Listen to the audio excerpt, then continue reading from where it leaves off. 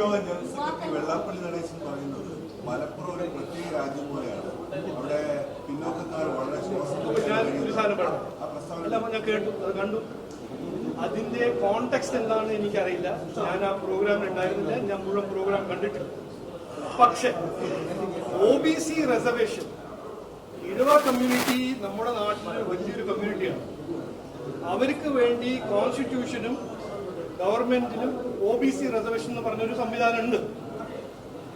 അവർക്കൊരു സസ്പിഷൻ ആ OBC reservation ചില മതങ്ങൾ ആ OBC റിസർവേഷനെ ഡൈല്യൂട്ട് ചെയ്യാൻ ശ്രമിക്കുന്നുണ്ടെന്ന് അവരുടെ മനസ്സിലൊരു ഡൗട്ടുണ്ട്.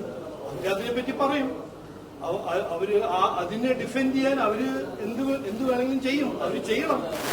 അതുകൊണ്ട് ആ സ്റ്റേറ്റ്മെന്റിന് എന്ത് കോണ്ടെക്സ്റ്റ് ആണ് എനിക്ക് പറയാൻ കഴിയില്ല. അതുകൊണ്ട് അതിനെപ്പറ്റി ഞാൻ കമന്റ് ചെയ്യാൻ പോകുന്നില്ല. ബട്ട് ഈ OBC റിസർവേഷൻ ഇഴവ കമ്മ്യൂണിറ്റീസും മറ്റേ OBC കമ്മ്യൂണിറ്റീസും വേണ്ടിയിട്ട് കോൺസ്റ്റിറ്റ്യൂഷണൽ പ്രൊവിഷനാണ്. അത് ആരും ബാക്ക് ഡോർ കൂടെയോ ഒരു മതം ബേസ്ഡ് റിസർവേഷൻ ആക്കാൻ ശ്രമിക്കാൻ പാടില്ല. അതിന് ഞങ്ങൾ ഓപ്പോസ് ചെയ്യും. പാർട്ടിയുടെ ദേശീയ സമിതി അംഗം കൂടിയാണ്, കേന്ദ്രമന്ത്രിയാണ്.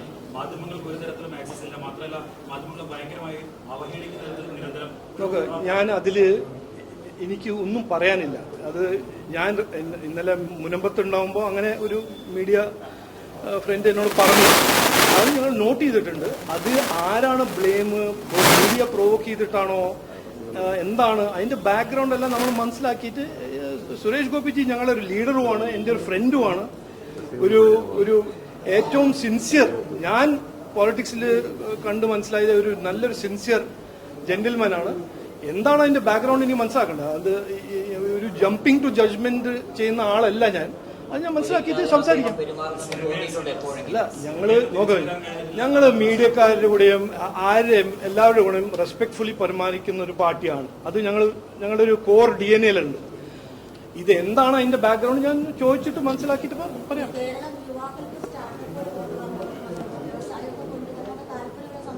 അതെ,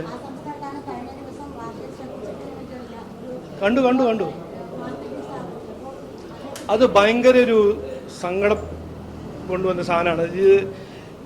ഈ കേരളത്തിന്റെ യുവാക്കൾക്ക് തൊഴിലില്ല, അവർക്ക് വിദ്യാഭ്യാസ സംഘടനകളിൽ വയലൻസ് അവർക്ക് ബെയർ ചെയ്യണം.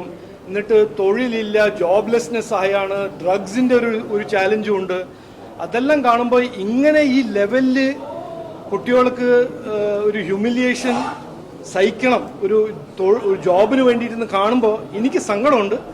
അതിനെ ഞാൻ രാഷ്ട്രീയമായിട്ട് കൺവേർട്ട് ചെയ്യാൻ നോക്കുന്നില്ല. ബട്ട് ഇതെല്ലാം നമ്മളെ യുവാക്കളുടെ വേണ്ട ഒരു ഭാവി, ഒരു പുതിയ തലമുറയ്ക്ക് വേണ്ട ഒരു ഭാവി ഇതല്ല. ഇവിടെ തൊഴിലുണ്ടാവണം, നല്ല പ്രൈഡോണ്ട് പണിയെടുക്കാൻ ഒരു അവസരങ്ങൾ നമ്മൾ ക്രിയേറ്റ് ചെയ്യണം. അതാണ് ഞങ്ങളെല്ലാം ആഗ്രഹിക്കുന്നത്. അതിനുവേണ്ടി ഞങ്ങൾ അധ്വാനിക്കും. ഞാൻ പറഞ്ഞില്ലേ, സംസ്ഥാന കൗൺസിൽ മീറ്റിംഗിൽ ഞാൻ പറഞ്ഞ മാതിരി ഞങ്ങൾ ഇവിടെ മാറ്റം കൊണ്ടുവരണമെന്നാണ് ഞങ്ങളൊരു ആഗ്രഹം.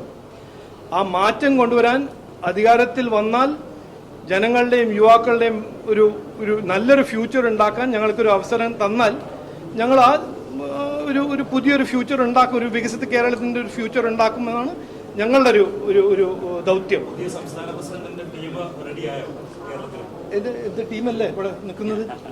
എല്ലാ പ്രവർത്തകരും എന്റെ ടീമാണ്, ഞാൻ അവരുടെ ടീമാണ്.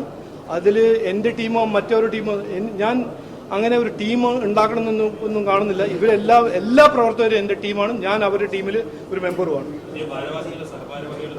അതെല്ലാം വരുന്ന സമയത്ത് വരും.